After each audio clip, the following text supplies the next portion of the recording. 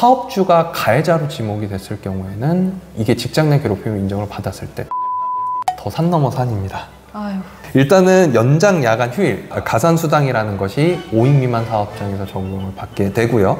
연차 휴가, 공휴일 적용, 그리고 부당예고, 이 세 가지만큼은 정말 5인 미만 사업장한테 가장 크게 영향을 미칠 요소이다. 노동법은 BF 이해하기 쉽고 진짜 도움되는 지식만 전달합니다. BF 신원철, 신수민입니다. 노무사님, 네. 이제 5인 미만 사업장에도 큰 변화가 있다고 들었어요. 2025년 하반기부터 시작된다던데 정확히 뭐가 달라지는 건가요? 진짜 이 자영업자분들 정말 힘들어질 것 같아요. 우리 자영업자 비중 중에 5인 미만 사업장 비중이 굉장히 크다고 들었는데, 이제부터 5인 미만 사업장에도 2025년도 하반기부터 근로기준법이 확대 적용됩니다. 2025년부터면은 26년, 27년, 28년도까지 이어지는 건가요? 맞습니다. 그래서 오늘은 저희가 각 시기별로 2025년도 하반기부터 어떤 것들이 적용이 되는지를 한번 시기별로 살펴보려고 해요. 그래서 제가 시기별로 간단히 설명을 드릴 테니까 중간중간 궁금한 게 있으면 책임님이 질문해 주시면 좋을 것 같습니다. 첫 번째, 2025년도 하반기 가장 큰 두 가지가 적용됩니다. 직장 내 괴롭힘과 모성보호법 강화입니다. 첫 번째는 모성보호법 강화인데요. 모성보호 중에서도 생리휴가라든지 임신기 단축근로가 25년도 하반기부터 적용이 됩니다. 하지만 이것보다 더 크리티컬한 큰 문제가 있는데, 바로 직장 내 괴롭힘, 이것이 2025년도 하반기부터 5인 미만 사업장에서 확대 적용이 됩니다. 직장 내 괴롭힘은 5인 미만도 적용되는 게 아니었나요? 지금까지 5인 미만 사업장에서는 직장 내 괴롭힘 관련 법률이 제외가 됐었습니다. 그래서 내가 말 그대로 괴롭힘을 받아도 이거를 뭐 신고를 사업주한테 한다거나 할 수가 없었고, 만약에 하더라도 사업주한테는 조치 의무라든지 조사 의무가 부과가 되지 않는 상황이었죠. 그래서 이제 25년도 하반기부터 직장 내 괴롭힘 법률 규정이 5인 미만 사업장에도 확대 적용이 되면 당장의 사업주분들은 조사 의무와 그리고 조치 의무를 반드시 이행을 해야 됩니다. 근로자 입장에서는 법의 보호를 받는 거라 좀 도움이 될 것 같기는 한데 사업주 입장에서는 좀 크리티컬할 것 같긴 하네요. 맞아요. 이게 사업주 입장에서는 이 조사 의무 그리고 조치 의무 그냥 내가 하면 되지 않나 이렇게 생각하실 수가 있는데, 생각보다 이게 노동부 조사에서 굉장히 깐깐하게 봅니다. 그리고 두 가지를 주목하셔야 되는데, 첫째는 이거를 행하지 않았을 때 과태료가 부과가 된다는 거예요. 그래서 조사 의무나 조치 의무를 하지 않을 경우에는 500만 원 이하의 과태료. 그리고 두 번째는 사업주가 가해자로 지목이 됐을 경우에는 이게 직장 내 괴롭힘 인정을 받았을 때 1000만 원 이하의 과태료가 부과가 될 수 있다는 겁니다. 그래서 노동청이 이제는 5인 미만 사업장이더라도 2025년도 하반기부터는 근로자가 직장 내 괴롭힘을 신고를 할 수가 있고, 이거에 대한 조치 의무라든지 가해자로 사업주가 인정을 받을 경우에는 상당한 양의 과태료가 부과될 수가 있습니다. 큰 변화네요. 네, 저희도 이제는 여러 가지 직장 내 괴롭힘 사건을 하고 있는데, 근로자 입장에서 계속 직장 내 괴롭힘 관련된 문제 제기를 많이 하는 이유가 있는데, 그 이유가 뭔지 혹시 아세요? 어떤 걸까요? 바로 이 직장 내 괴롭힘을 인정을 받으면 실업급여의 수급 사유에도 해당이 됩니다. 그러다 보니까 이미 5인 이상 사업장에서는 직장 내 괴롭힘이 엄청나게 많은 신고가 이루어지고 있어요. 근데 이게 5인 미만 사업장한테까지 적용이 된다? 생각보다 굉장히 큰 변화를 가져올 수도 있을 것 같습니다. 걱정이 많아지시겠어요, 사업주님들. 네, 그래서 이러한 이제 직장 내 괴롭힘이 무엇인지, 그리고 이거를 만약에 신고를 당했을 때 어떤 식으로 대처를 할 것인지에 대해서 사업주분들은 반드시 기억을 하셔야 되고, 이 부분은 2025년도 하반기부터 바로 적용이 됩니다. 그렇기 때문에 바로바로 이 부분에 대해서는 숙지를 하시는 게 중요할 것 같습니다. 26년도에는 어떤 변화가 있나요? 26년도는 더 산 넘어 산입니다. 아유. 일단은 연장 야간 휴일, 가산수당이라는 것이 5인 미만 사업장에서 적용을 받게 되고요.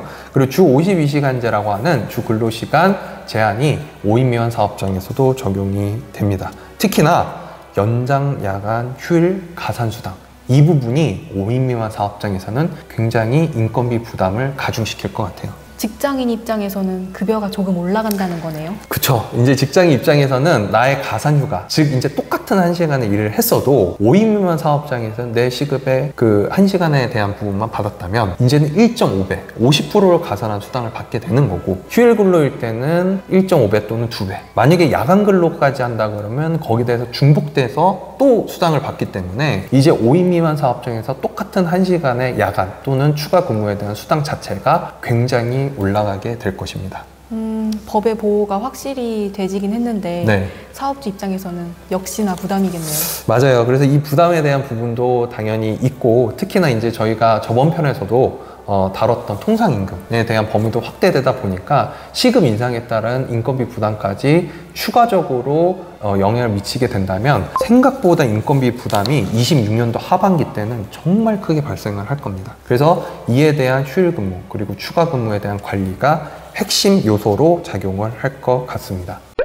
그럼 27년도에는 어떤 변화가 있나요? 27년도까지 이제 갔는데, 저희가 27년도에는 크게 연차 휴가 그리고 공휴일 적용, 거기다 부당 해고까지 적용이 됩니다. 그래서 이 세 가지는 어찌 보면 그 우리 사업장에서 앞선 2개년도에 대한 법 적용보다도 더 큰 부담을 가져올 것으로 보이고, 그렇기 때문에 정부에서도 마지막 단계 적용을 검토를 하고 있거든요. 물론 이거는 뭐 나중에 유예 기간이 있을 수도 있고 알 수 없는 부분이지만, 연차 휴가, 공휴일 적용 그리고 부당해고, 이 세 가지만큼은 정말 5인 미만 사업장한테 가장 크게 영향을 미칠 요소이다, 이렇게 정부 입장에서도 보고 있는 것 같습니다. 그럼 5인 미만에는 아예 공휴일이 없었던 건가요? 맞아요. 없었어요? 네, 이 부분에 대해서 이제 많이 놀라시는 부분들이 있는데, 법정 공휴일고 당연히 쉬어야 되는 거 아니에요? 라고 하실 수 있는데, 5인 미만 사업장에서는 빨간 날, 그러니까 이제 뭐 주일 이런 걸 제외하고 법정 공휴일이라는 법 규정이 적용받지 않기 때문에 이날은 검은 날이에요.